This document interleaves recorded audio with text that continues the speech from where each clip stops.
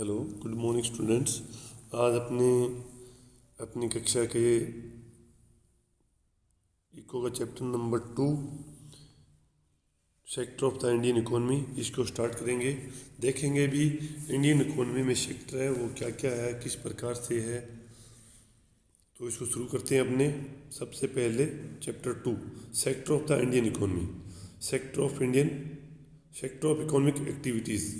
Economic activities है ना, उसके आधार पर अपने देखेंगे क्या कौन कौन से सेक्टर आते हैं। Let us look at these picture. अब जो इसमें ये पिक्चर्स दी गई है आप इनमें देखिए ये लोग क्या कर रहे हैं। इसमें you will find that people are engage in various economic activities. देखेंगे इसमें भी लोग जो हैं विभिन्न प्रकार की आर्थिक गतिविधियां हैं उनमें लगे हुए हैं। ये some of these are activities producing goods. इनमें से कुछ एक्टिविटीज़ क्या करती है, प्रोड्यूसिंग गुड्स है उनका उत्पादन करती है। Some other are producing service, कुछ है वो कुछ सेवाओं का उत्पादन करती है। These activities are happening around us every minute even as we speak. ये जो भी गतिविधियाँ हैं हमारे चारों ओर हर समय होती रहती है। यहाँ तक कि अपने जब बोलते हैं तब भी एक्टिविटीज़ होती है। How do we understand these activities. अब देखो इन गतिविधियों को हम कैसे समझ सकते हैं, ठीक है। One way of doing this is to group them, classify them. अब देखो इनको समझने का एक तरीका है, इनको अलग अलग कर दिया, क्लासीफाई कर दिया जाए, वर्गीकृत कर दिया जाए। यूजिंग सम इम्पोर्टेंट क्राइटेरियन, अलग अलग क्राइटेरिया के अंदर इनको क्लासीफाई कर दिया जाए। These group are also called sectors. और इन्हीं ग्रुप्स को अपने क्या बोलेंगे, सेक्टर बोल देंगे, कॉल्ड सेक्टर। अब देखो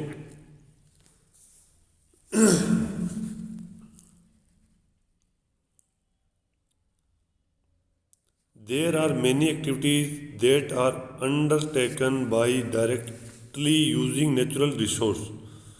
अब देखो अपने जो एक्टिविटीज़ करते हैं उनमें कुछ एक्टिविटीज़ ऐसी होती है जो कि नेचुरल जो रिसोर्स होते हैं उनका अपने सीधा डायरेक्ट उपयोग करते हैं।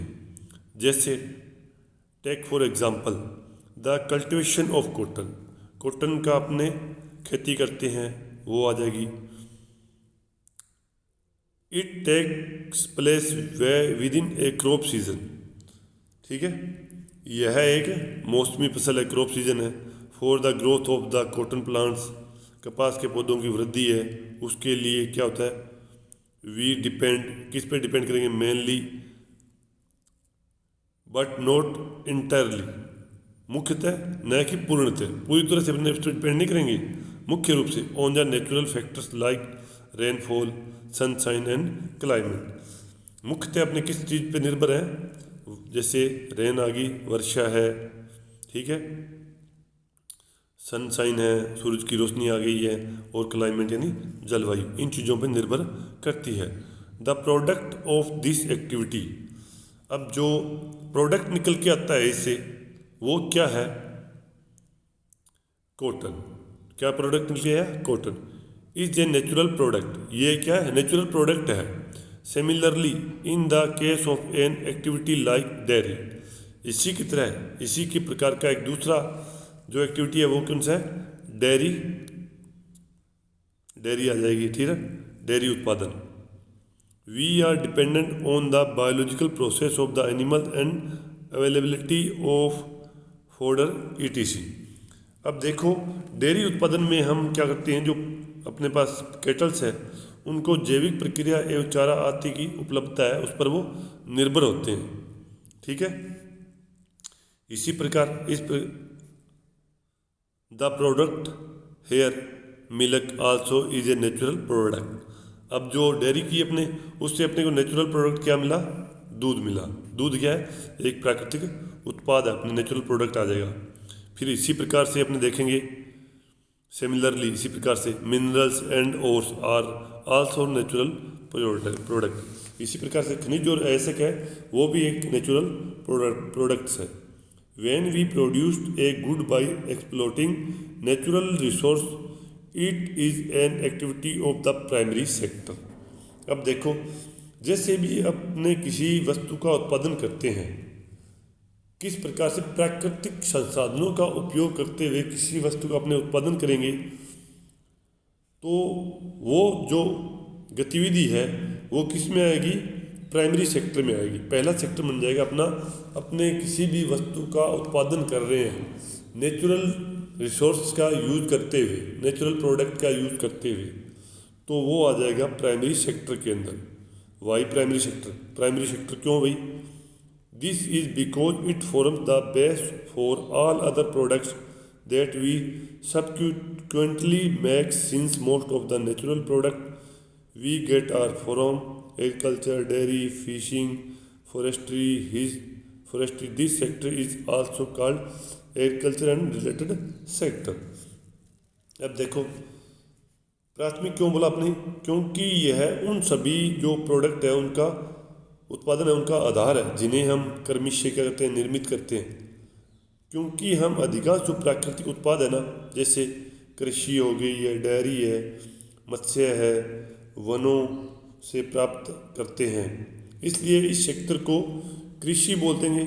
इनसे यूज़ हो रहा है ना, इनका यूज़ हो रहा है, इसलिए प्राइमरी सेक्टर को अपने एग्रीकल्चर एंड रिलेटेड सेक्टर भी बोल सकते हैं। कृषि एवं सहायक सेक्टर भी कहा जा सकता है प्राइमरी सेक्टर को। यानी प्राइमरी सेक्टर है, उसका दूसरा नाम हो जाएगा एग्रीकल्चर एंड रिलेटेड सेक्टर। कृषि एवं सहायक सेक्टर भी इसको कहा जा सकता है, क्योंकि इसमें जो भी यूज़ होगा ना, वो या तो कृषि से होगा या कृषि से जुड़े हुए जो अन्य फील्ड्स है उनसे जुड़ा हुआ होगा ये।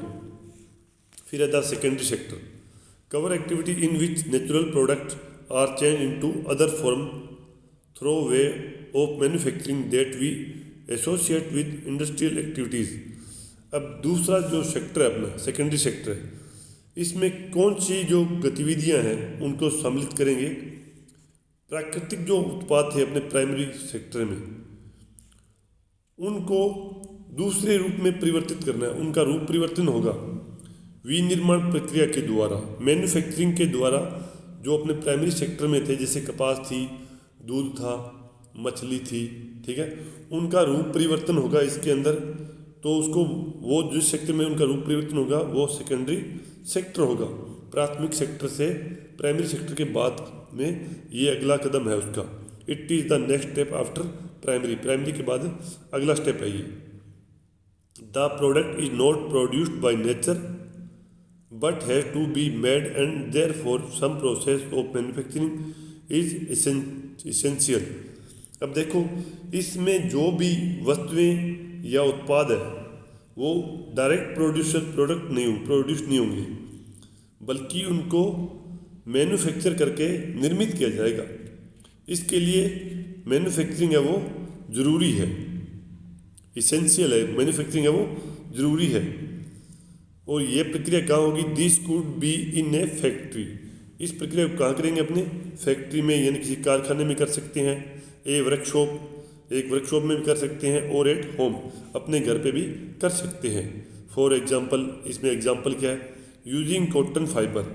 अब देखो, जो कॉटन फाइबर है, कपास के पौधे से जो अपने कॉटन फाइबर मिला फ्रॉम द प्लांट से मिल गया। We spin yarn and weave cloth, और उससे अपने क्या करा? रेसे बुने और उससे कपड़ा बना लिया।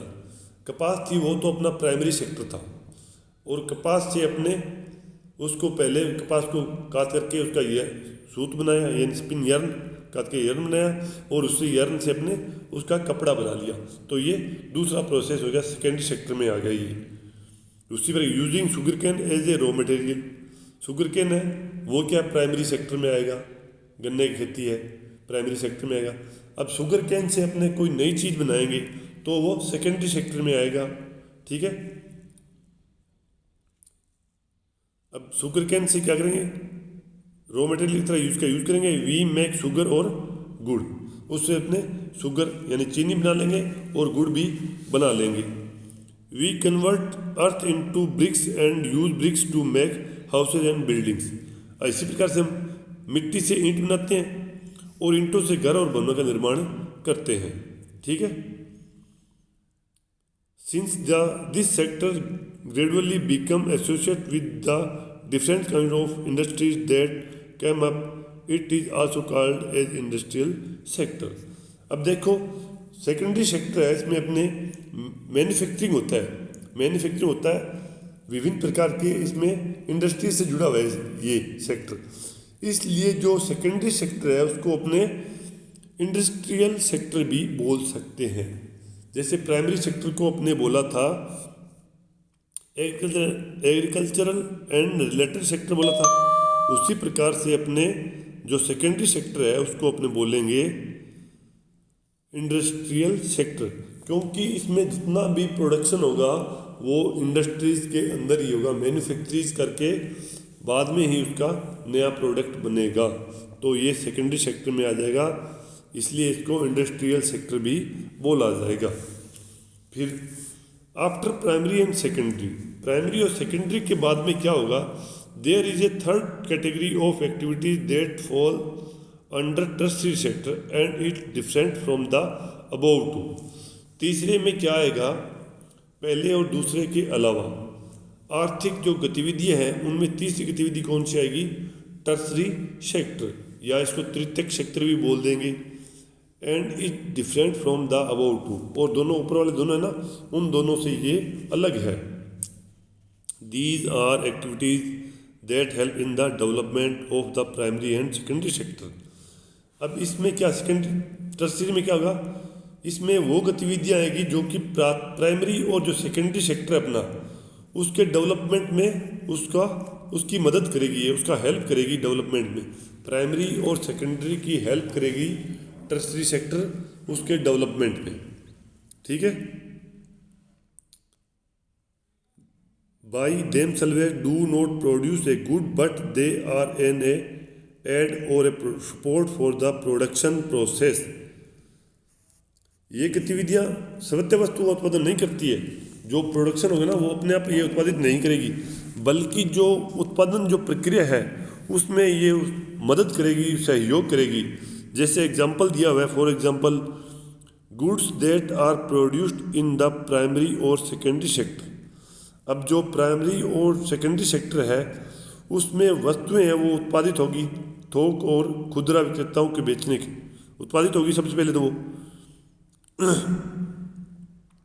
प्रोड्यूस इन द प्राइमरी और सेकेंडरी सेक्टर प्रोड्यूस होगी, वो would need to be transported by trucks और train and then sold in wholesale and retail shop. अब जो वस्तुएं बन गई है उनको बेचने के लिए, होलसेलर्स के पास भेजने के लिए, रिटेल शॉप पे भेजने के लिए अपने को ट्रक्स और ट्रेन्स ट्रांसपोर्टेड इनकी ज़रूरत पड़ेगी। At time it may be necessary to store these in good godowns, और कभी कभी जो वस्तुएं हैं उनको गोडाउंस में स्टोर करना भी पड़ सकता है अपने को, ठीक है। We also may need to talk to other over telephone और सेंड लेटर और borrow money from banks to help production and trade. Godown के अलावा हमें उत्पादन और जो अपना व्यापार है उसमें अपने सहूलियत के लिए या अपनी कुछ मदद के लिए टेलीफोन पर दूसरों से अपने बातचीत करते हैं, या पत्राचार या संवाद या बैंक से उनसे अपने लोन लेते हैं, उसकी आवश्यकता भी होती है। तो इस प्रकार से production and trade, transport, storage, communication, banking, trade are some example of tertiary activities. तो इस प्रकार से जो ट्रांसपोर्ट यानी परिवहन है, स्टोरेज यानी जो गोडाउन में अपने भंडारण किया है वो आ जाएगा, कम्युनिकेशन यानी संचार, एक दूसरे तक बात पहुंचाना, बैंकिंग यानी इससे लोन लेंगे जो कि अपने को मदद करेगा, ये ट्रेड व्यापार are some example of tertiary activity. ये जो तृतीयक सेक्टर है अपना टर्शियरी एक्टिविटीज़ उसके कुछ एग्जाम्पल है, इसमें क्या कुछ आता है, यानी जो मेन जो टर्शियरी क्या करता है, प्राइमरी और सेकेंडरी है, उन दोनों की ये हेल्प करेगा। Since these activities generate service rather than goods the tertiary sector is also called the service sector. अब देखो जो तीसरा सेक्टर है ये सेवाओं का सर्जन करेगा, यानी सर्विसेज बनेगी इसमें। अब देखो जो प्राइमरी और सेकेंडरी में जो चीज़ें बनी हैं उनको आगे भेजना है तो सर्विस चाहिए।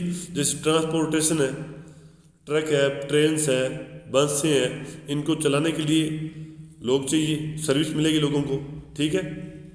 बैंक बनेगा तो उसमें एम्प्लॉय चाहिए, सर्विस मिलेगी लोगों को। तो इसलिए इसको टर्सरी सेक्टर को सर्विस सेक्टर भी बोला जाता है। तीनों सेक्टर में जो जो काम हो रहा है उस काम के अकॉर्डिंग इनको अलग अलग नाम दिया जा सकता है। फिर देखो, service sector also include some essential service that may not directly help in the production of good.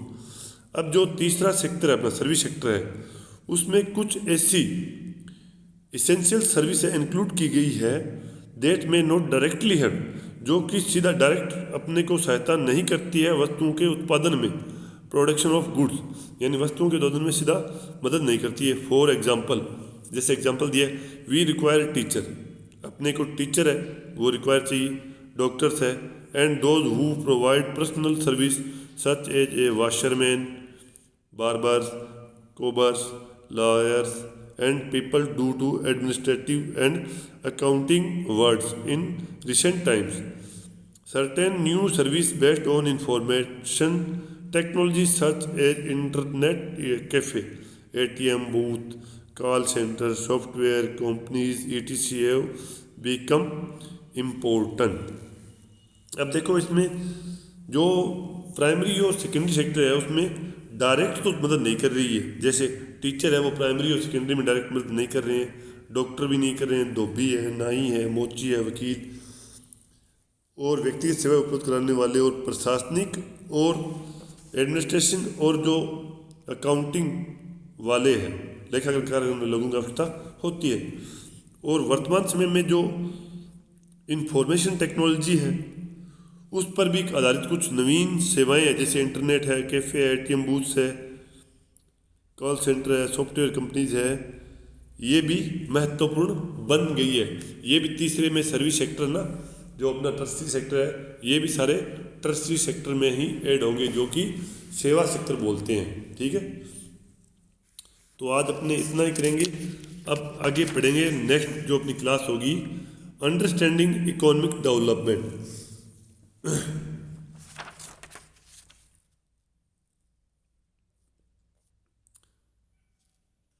Comparing the three sector, next chapter होगा अपना, नेक्स्ट जो लेक्चर होगा वो होगा कंपेयरिंग द थ्री सेक्टर। अपने तीनों सेक्टर है उनकी कंपेयर करेंगे, उनका तुलना करेंगे एक दूसरे से, एक दूसरे से वो अलग कैसे हैं या एक दूसरे से जुड़े हुए किस प्रकार से। तो आज के लिए इतना ही। इस चैप्टर को ध्यान से देखना, अपनी बुक से पढ़ना और इसको समझने की कोशिश करना, और इसमें जो क्वेश्चन बनेंगे जो ऑब्जेक्टिव टाइप है, वन वर्ड वाले हैं, वो बना करके याद करना। Thank you.